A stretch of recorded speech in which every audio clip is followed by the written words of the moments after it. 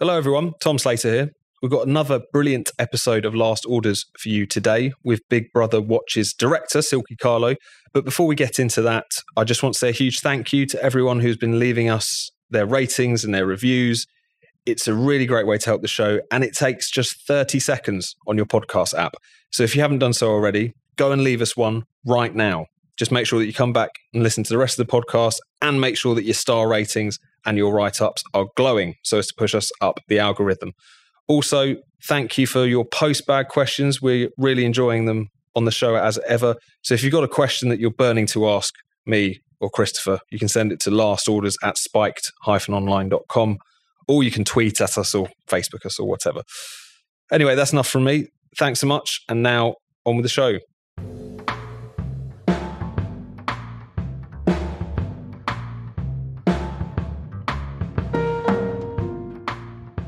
Welcome to Last Orders, the Spike podcast all about freedom and the nanny-state. In this episode, we discuss the government's war on lockdown sceptics, the madness of the WHO, and Nicola Sturgeon's nannying legacy.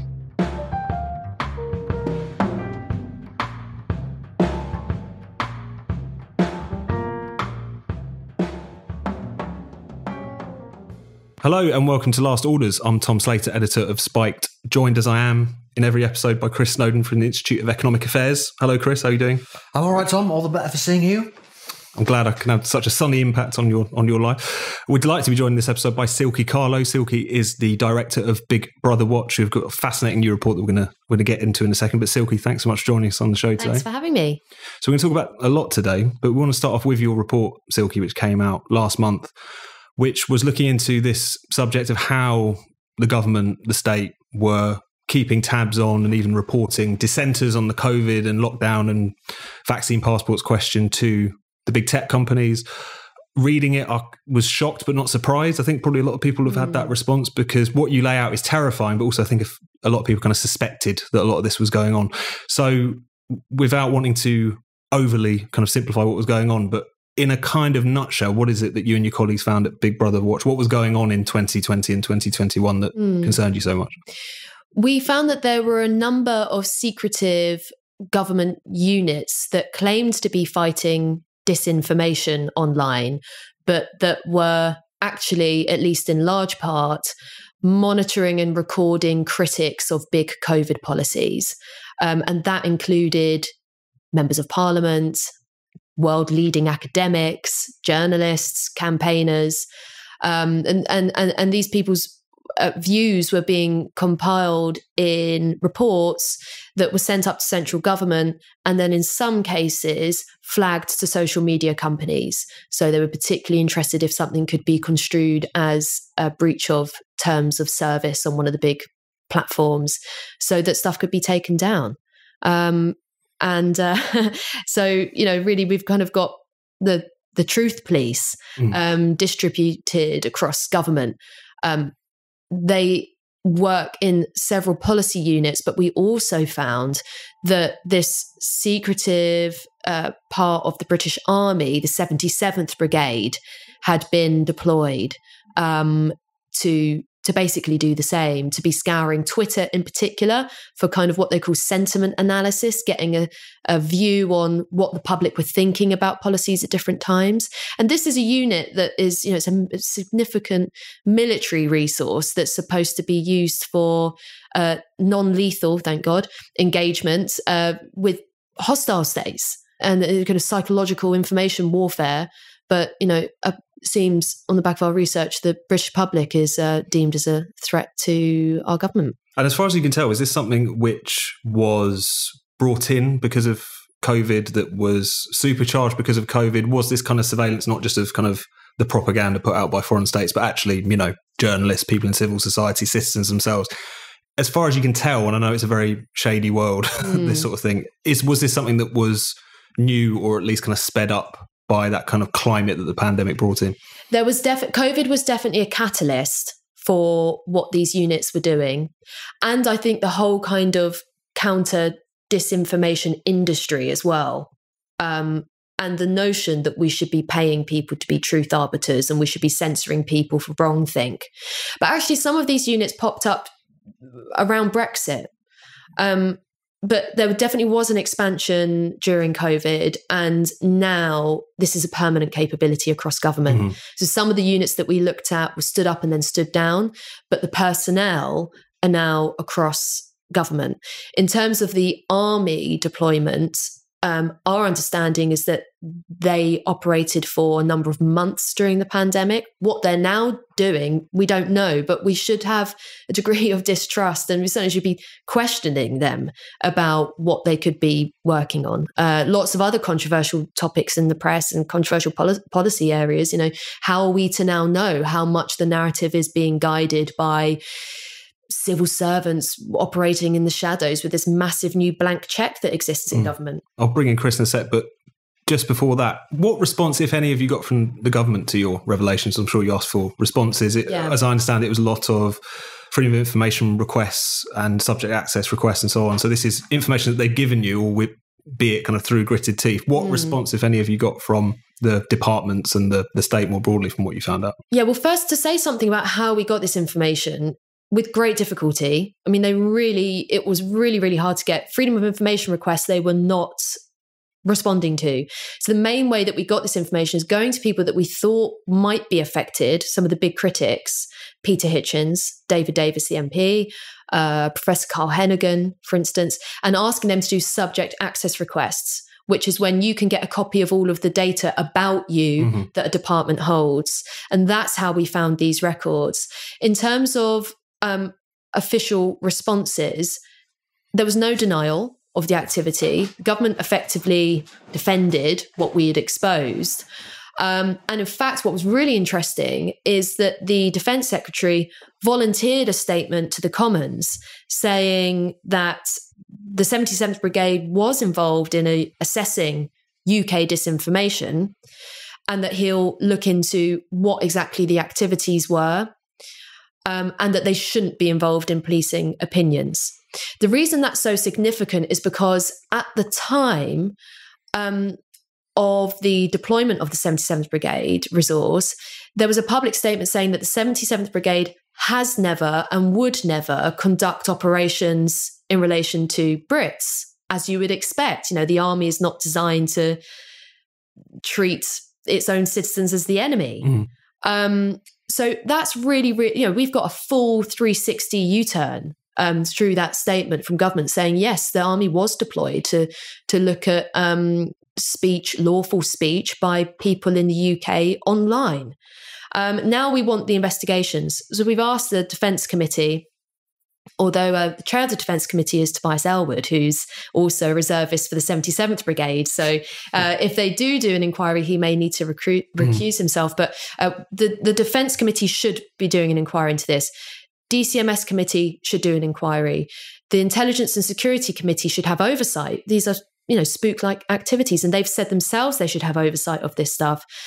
We also have asked Elon Musk to publish all correspondence between UK government and Twitter.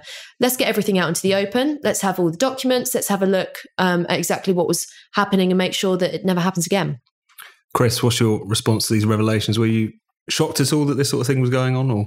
In a way I was, yeah. I was shocked as much as anything by the waste of money involved. And also, because with the exception of the infamous 77th, this was all going to private companies and well over £1 million, wasn't it? And I noticed one of the companies that got a big chunk of it is called Logically, who we may have mentioned before on the podcast. I can't remember. But Logically sort of fact-checked an article I wrote for Spiked about the COVID and smoking thing a while ago. I can't remember if we mentioned it on the show. I wrote about it on my Substack anyway. And the fact check was just awful. I mean, the guy just Googled for a few things that suited his argument and said, look, based on this website from 2.5 years ago, there isn't enough evidence to say either way. So I'm not very impressed with the people that they commissioned to do it.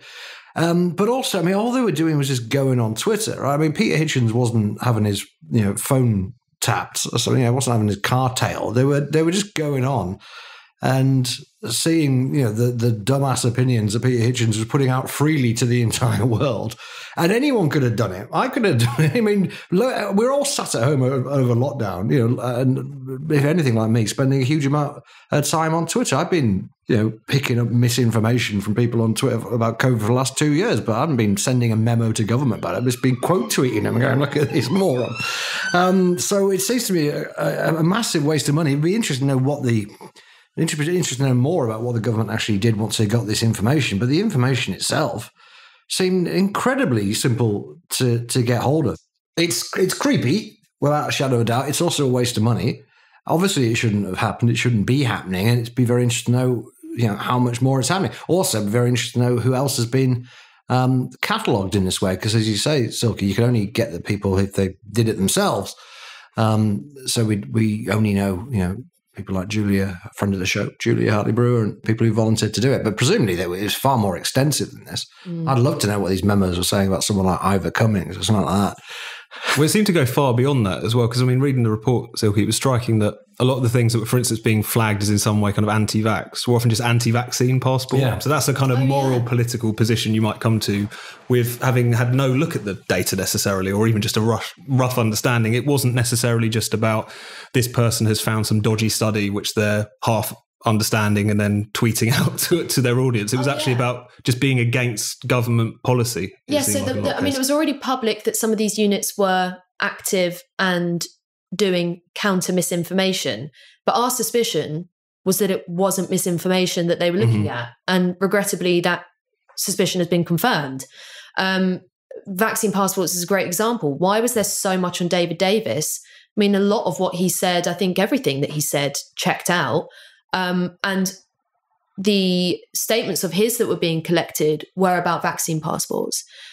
Same for me. There was quite a lot on me and some of the stuff that I was doing in the media, and it was all about vaccine passports. Same with Julia. Julia Hartley-Brewer couldn't have said more times that she herself was vaccinated, she supported the vaccination program, etc. David Davis was very careful to say that. Others. And this is the thing. It's the political thread that runs through this and the political power that runs through this. This was aimed at stigmatizing and silencing.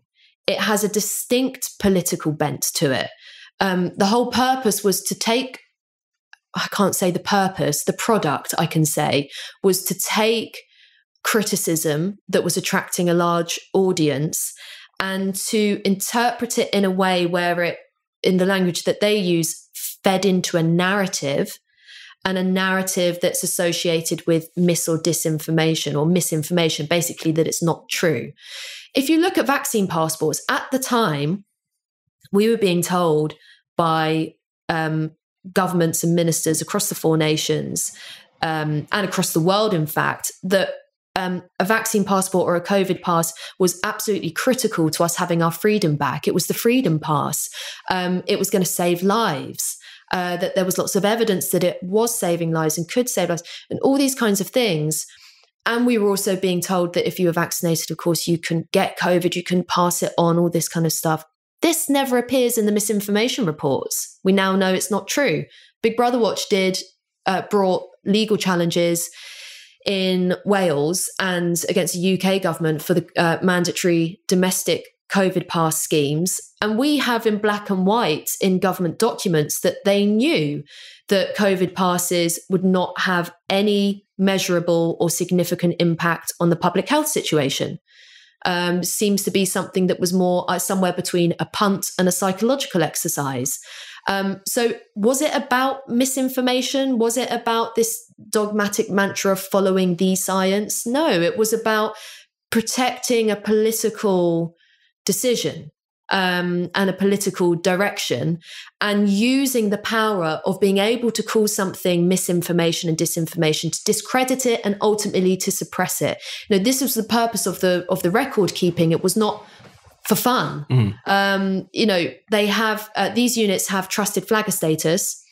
And you've got the likes of Chris Philp at the time was a minister in DCMS, Nadine Dorries, saying in Parliament, every single day we are contacting the social media companies through the counter disinformation unit, these units that we've been exposing, and telling them to take this stuff down, inappropriate content that shouldn't be on the internet.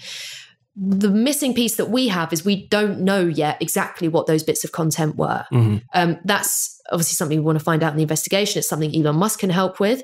But that was the purpose of what they were doing. And we do know that David Davis had his speech against vaccine passports censored because it was on our channel and they took it down until we got it reinstated, kicked up a fuss. Peter Hitchens had what he suspects was shadow banning. Professor Carl Hennigan, Centre for Evidence-Based Medicine, one, world leading expert, had one of these chumps, probably from Logically or somewhere else, say that what he was writing was false after a cursory Google search.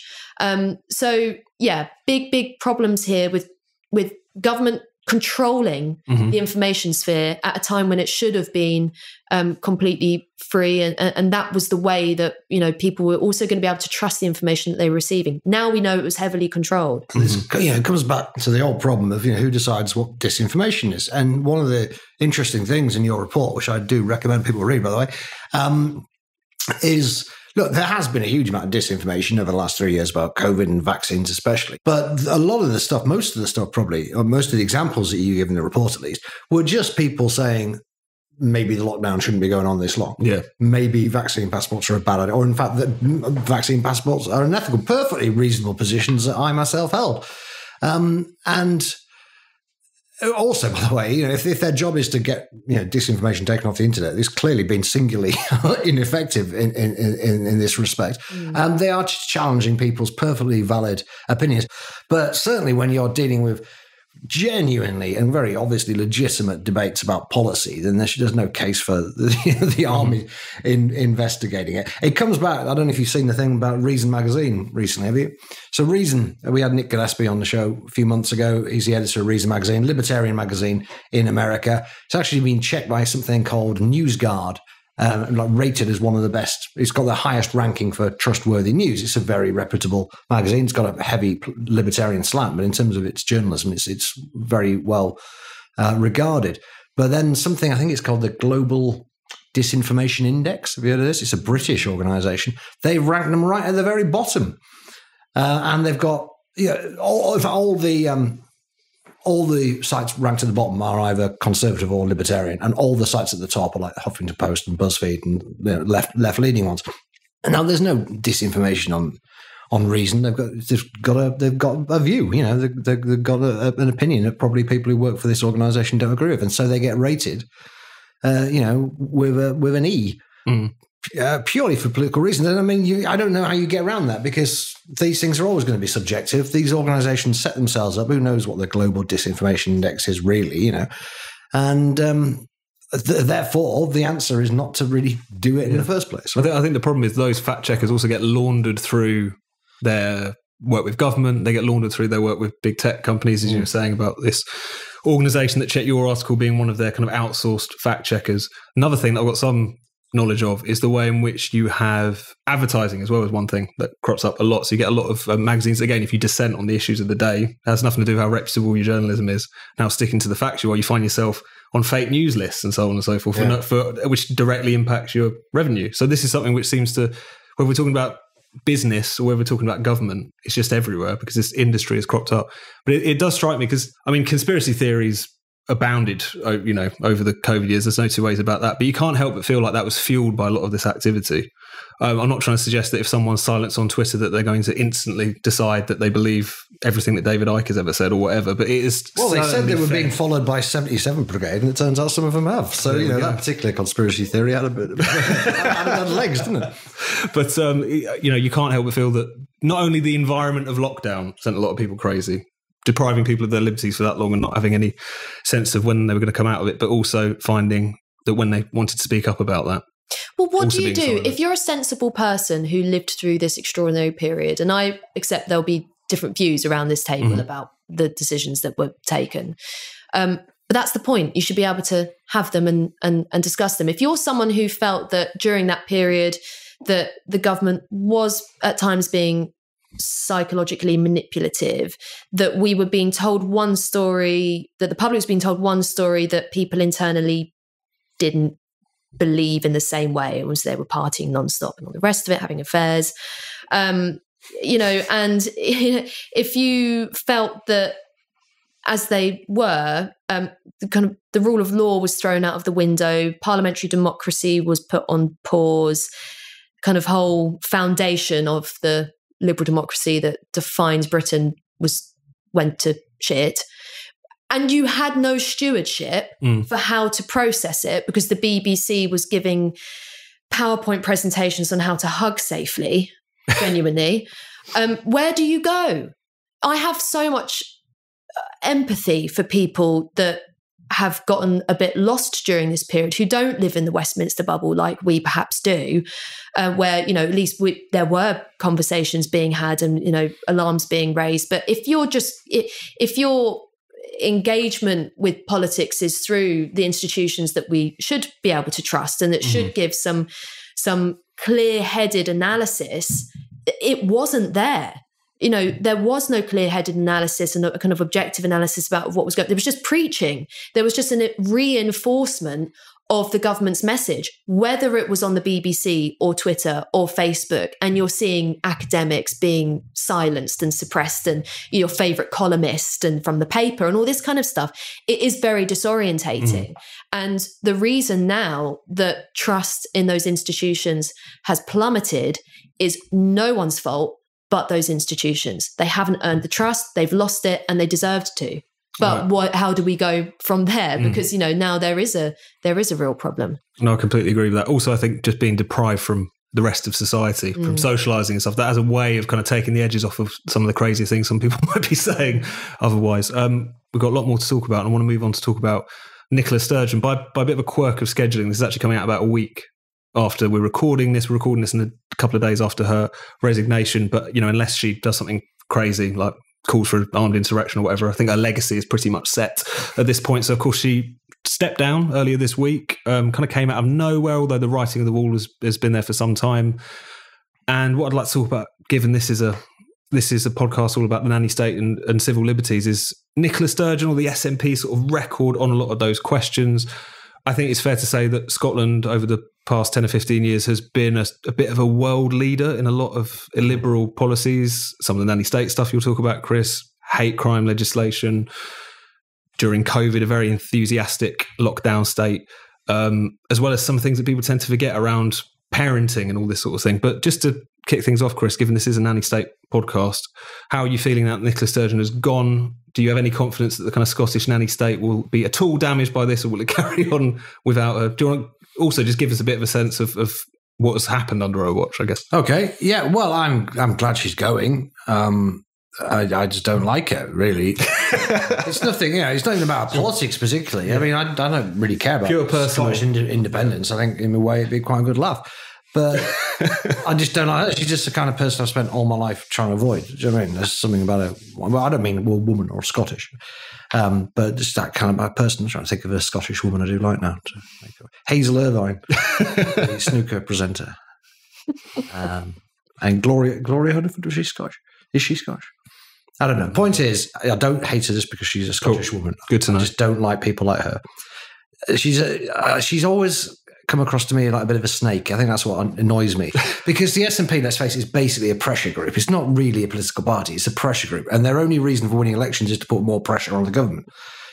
So that's part of the reason they've governed Scotland so badly, because they only really care about one thing, and she only cares about one thing. So whatever it is, she will bring round in some way. Well, at least in a very cynical way. It's independence and rapists and women's prisoners, if we're going to be. Well, see, this other stuff I think is largely just to put clear blue water between Scotland and England. Right, so I think a lot of the nanny state stuff was just adopted just because, we're going to be a world leader, right? Minimum pricing, we'll be the first country to do it. The world, the eyes of the world are looking at Scotland, but also Westminster hasn't done it, and we're going to do it. And the fact that every policy that sets a bit of distance between Scotland and England happens to be deeply illiberal or authoritarian and a terrible idea, it isn't really of a great concern to her. I think it's much more important just to create a distinction. So specific policies, minimum pricing obviously was really the big one, because nobody else has been daft enough to try that anywhere in the world. And that has failed fairly catastrophically. There was a report from the government, from Public Health Scotland anyway, only a couple of weeks ago, saying that 22% of Scots who live within an hour's drive of the border have travelled to England solely to buy alcohol. Solely. Not just like gone to England and brought back a bit of whiskey on the way, but driven there. And even if you're an hour's drive away, that's still a drive. You're not going there for a bottle of whiskey. You're going to go and fill up the entire car/van, aren't you? So that's how happy people are with minimum pricing in Scotland. And there's various other, mainly temperance policies, banning like 2-for-1 deals with wine. That didn't work. Lowering the drink driving limit. That definitely didn't work. 2 studies have evaluated this. So it's not just my opinion these things don't work. It's the opinion of people in public health academia who supported them in the first place. It's going, actually, it didn't make any difference whatsoever. I think didn't she ban like 2-for-1 deals on pizzas as well? That was certainly mooted at one point. I know we're going to do that in England soon, but I think pretty sure they did that. Didn't they? I don't know. Anyway, it's the kind of thing she would do. That's the point, isn't it? Because she's a snake. So good riddance to her. But I don't see any hope from anybody else. So that's a lot of the nanny-state stuff that we've been talking about. Silkie, I'm not sure if Big Brother Watch have any run-ins with Holyrood or Scotland over a lot of these things, but is there anything that you would kind of pick out, whether it was the hate crime bill or anything else that would have particularly concerned you over recent years about what's been going on up there? Yeah, there have been some concerning policy directions, exactly like, hate crime, criminalising what you can say around your kitchen table. There have been some concerning things. I agree. I think that the impetus seemed to be to take a different route to Westminster on a lot of issues. And that is the reason, actually, I think most of the lobbying that we did that was Scotland specific was during COVID. Mm-hmm. And I think it's now coming out in the diaries that, sometimes major significant decisions were taken in a different way in Scotland, where they wanted to be the first to go further with the masks, and Boris is trying to catch up, right? Then we'll do COVID passports, or, trying to like out authoritarian each other for political reasons. And that's, I think now we are having a bit of a reckoning about how many serious decisions were taken for purely political reasons rather than public health reasons. What an interesting legacy for her. I think one thing that has to be said about Sturgeon is that she's such a formidable politician, though. Even though she's not likable by a lot of people in the press, or perhaps personally by a lot of people that have worked with her. But I don't think anyone could doubt that she's a formidable politician. She failed, didn't she? She only had one policy and she didn't achieve it. I mean, she came as close, perhaps, as it was possible to come to achieving that one policy. And, So the thing that undid her in the end, right, was this trans... We should talk about this, the gender recognition reform. Do you really think that was it? I think so. It was certainly... the timing. It can't help have been the spark, certainly. I think it also just kind of copper fastened a lot of other things that were going wrong. But I think just Nicola Sturgeon, as you say, a kind of reputation as a very formidable politician, really having a kind of grip on her brief, being very unflappable. Not only did those reforms, which, as many people are now aware, led to situations like, again, rapists being admitted to women's prisons. That had already been going on, but this would have effectively kind of formalised the process, if you like.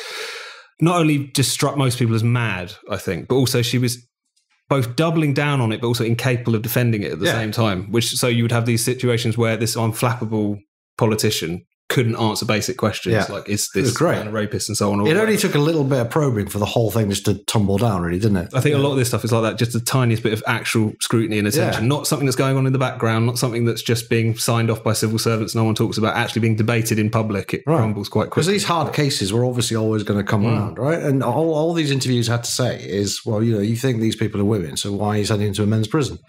And she go, well, yeah, but it's different. They're not different women. So these are women sex offenders. So do you normally send women sex offenders to men's prison? Are there any other women prisoners in a men's prison? Because no.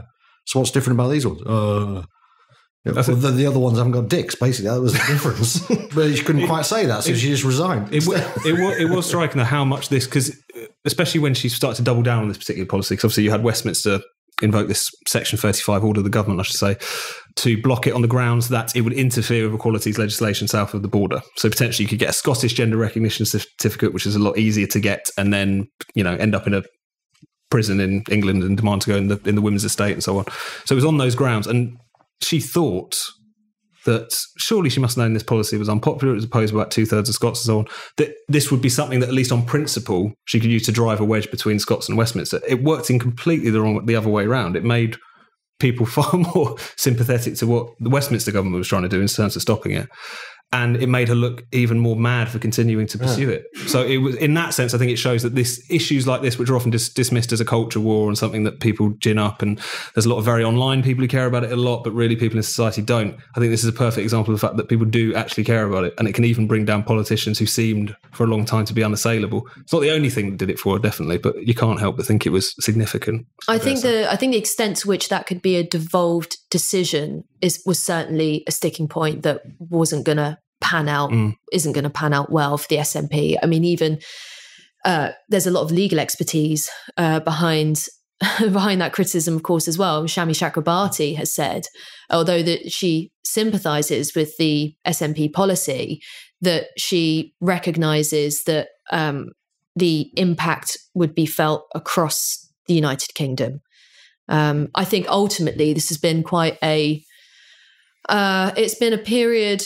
It's been so badly handled, and she was so ill prepared for these questions in this situation, even though politicians like Joanna Cherry, these were precisely the cases and the questions that they have been raising for years and being vilified as a result. If I remember correctly, it was on the day when somebody was charged for sending Joanna Cherry violent threats that she was dropped from the front bench by Sturgeon. So, you know, this has been a really sad period for women in politics, and it's also bad for trans rights that this debate and this bad handling is what is now, when people talk about trans rights or trans issues, it is these big issues. You know, it's about rapists. Right. Is what people are thinking about, you know, and about these really badly handled and you know, misguided statements, etc.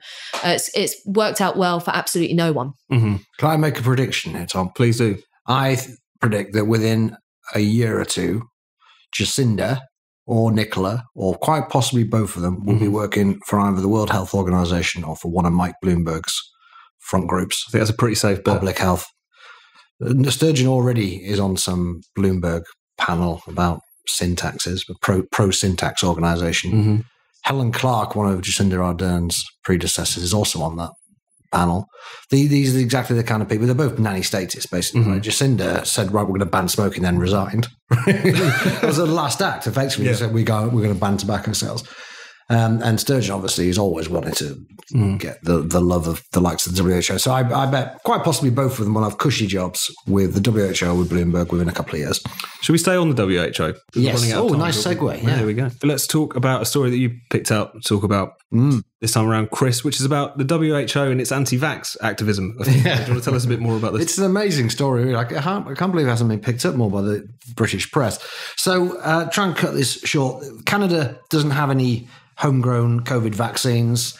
It was been working on one for quite some time through a company whose name escapes me, begins with M, but it's a Canadian company, and they've been using what's been described as a plant similar to tobacco, which isn't actually tobacco. Tobacco happens to be very good for making vaccines. There's quite a few vaccines come from tobacco. Don't ask me why, but it is quite good for producing vaccines. And this has come from a tobacco-like plant. And the company that's been developing it is partly owned by Philip Morris, the big tobacco giant. It's only got a 21% stake, but it does have a shareholding in it. The vaccine has been approved by Health Canada. 2 doses is about 70% effective against Omicron, which is pretty good going. It's quite cheap. The technology can be used for all sorts of things, potentially, rather like the mRNA vaccines. Potentially it can be used for cancer and other diseases. But the WHO has a policy of not engaging with the tobacco industry. That there's a global tobacco treaty, which Canada and most countries have signed, which basically says that the tobacco industry shouldn't be involved in public health policy around smoking, which is a reasonable thing, I suppose. But it's been massively gold-plated over the years, and people, particularly anti-smoking groups, try and portray it as saying you must not have any contact with the tobacco industry under any circumstances ever, including in this instance, the gold plating has gone so far as for the WHO to say, well, we're not going to approve this drug, this vaccine, because Philip Morris has a minority shareholder in it. So the vaccine is effectively being killed off. They can still use it in Canada if they want, but the idea was to put it out around the world. It's relatively cheap, quite good for the developing countries. But it is effectively killed off the vaccine. The company that makes it has now gone bust or is about to go bust with a loss of 600 jobs. The technology will be lost forever, probably.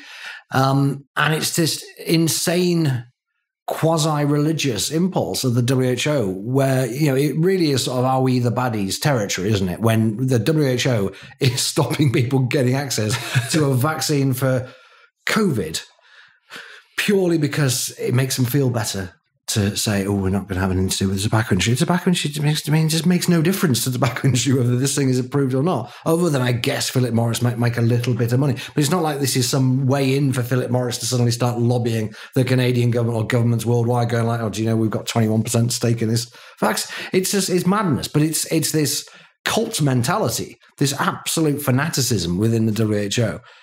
Which is another reason why it should be shut down. There we go. I'm not sure if you've got anything to say on WHO, Silkie, because one story I do want to cram in quickly is this one that you point out in your blog, Chris. Brings us back to Scotland for a second. Yeah. Can you just tell us about this individual and his campaign against McDonald's? Just because I think some of our nannies... Yes, a cracking story. Short version, if you will, just because I want to get to the postbag question. Okay.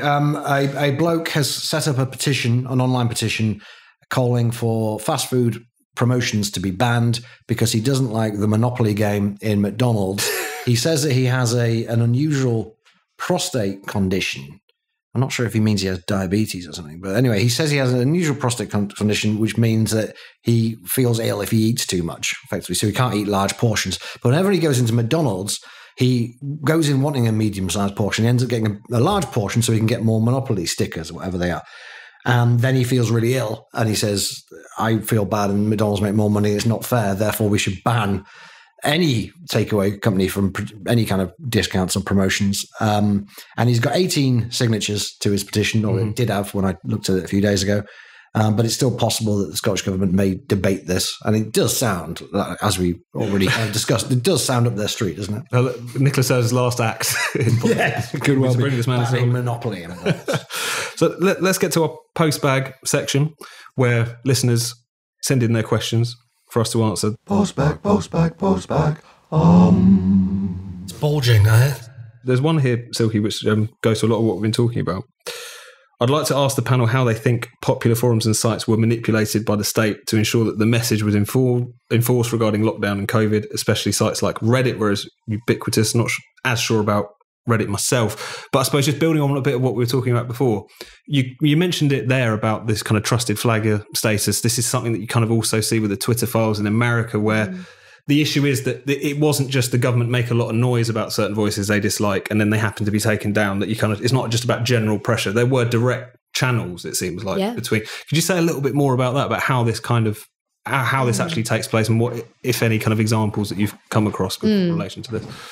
Yeah, so the government are refusing to publish anything that they ask the social media companies to take down. They won't even tell us the number of things that they asked. Was it 20 a day or 2,000 a day? We just don't know. But we deserve to know. And now that we know the kinds of things that they were looking at, flagging and recording, certainly a cause for concern. I don't want to overstate what we found. I'm not saying that everything you saw online was controlled by the government, not at all. But I think we should also be clear about the way in which the influence of that kind of so-called counter-disinformation operation would work. If you have even several times as content moderators or as a company that were under enormous pressure during this time, government coming to you saying, this stuff is endangering lives, or this is feeding into a narrative that supports something that, undermines our authority, etc. That one piece of content that the company might then take down could lead to them taking a very cautious, or you could say zealous, censorship approach to all kinds of stuff in that kind of category. And I think that's what happened. Let's also not forget, talking about the World Health Organization, that the policies of social media companies at that time were attuned to the World Health Organization, or in some cases, what they described as local authorities. So and the WHO kept getting things wrong all the time. Said it wasn't airborne, said face masks didn't work, and then kept changing his mind. So at one time or other, WHO was a main source of disinformation in the world on COVID. Yeah, I mean, initially, because of that, Facebook banned advertisements for masks. And Public Health England got the Advertising Standards Agency to ban face masks. They said they didn't do anything. And the guy from the NHS said this was irresponsible to make people think they might get some protection from COVID by wearing a bit of cloth over them. which is exactly the reason that you need those kind of conversations to happen. So I think that's going on. I think, that kind of like insidious influence of the government position, and the safest thing for the tech companies to do is just to mirror what governments were saying. Could it also be that there was more of a proactive propaganda campaign? There was certainly advertising, but I think we've just scratched the surface with this. And also we're looking at policy units. If this is what the policy units were doing, what were the actual spooks doing? Don't know. And I think there's also big tech has a lot to answer for in this, in how willfully they played the role of kind of outsourced censor. There was a time not that long ago where a lot of these companies would pride themselves on not doing business, particularly with the American state. They, maybe this was a bit of PR involved in this and whatnot, but there would often be kind of flashpoints about the FBI wanting Apple to unlock an iPhone, and they'd make a big stand about it or something like this, or WhatsApp being called to end encryption. They continue to hold the line on that and whatever. But where COVID was concerned, I think where a lot of kind of the alleged misinformation around populist elections and so on is concerned, they would just quite willingly would sort of show up and say, what do you need us to do? And would happily do it for them, it seems like. The tech companies are basically now like the information wing of Western governments. And Twitter is the only company that is, under Musk, allegedly, possibly going to take a slightly different stance, but I'll believe it when I see it. But effectively, they've been acting at the behest of the UK and US governments. Definitely. Let's move on to some quick nanny-state question here. I see that the Gambling Commission, this is one for Chris here, has applications open to refill its 6 commissioner slots. Chris, you have excellent qualifications. So will you be interested in joining the Gambling Commission? This is from Michael in Gerrard's I didn't know that. Yes. Yeah, put a good word in for me. There we go. I won't be doing an interview. I believe only in getting jobs through frantic networking and the old school time.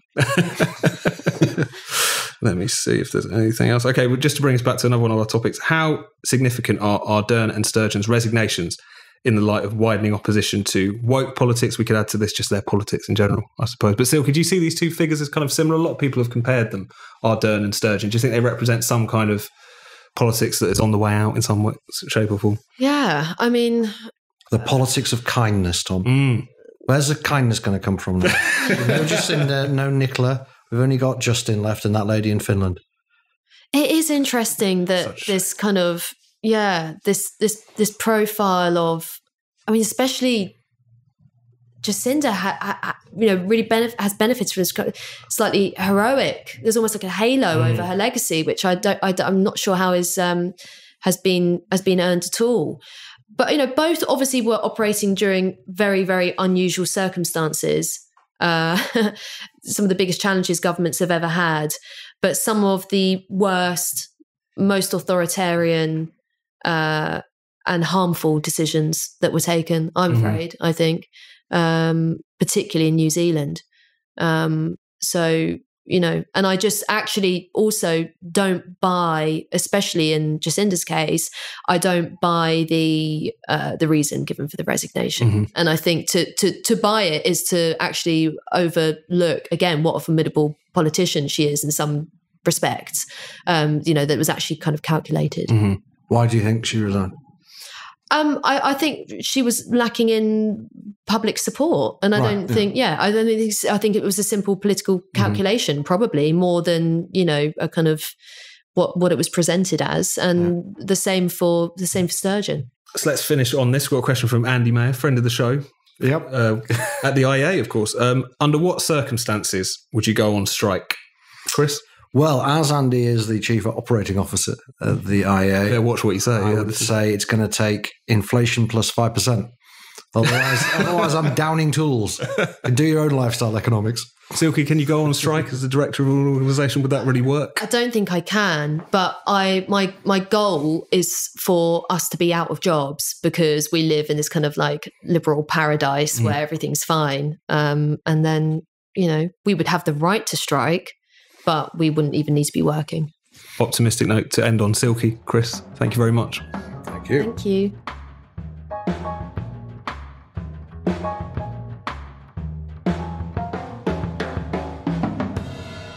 You've been listening to Last Orders. Be sure to subscribe to this podcast wherever you get your podcasts. Please do take a moment to leave us a rating and a review. And if you'd like to support the show, why not become a Spiked supporter? Just go to spiked-online.com/supporters to sign up. That's spiked-online.com/supporters.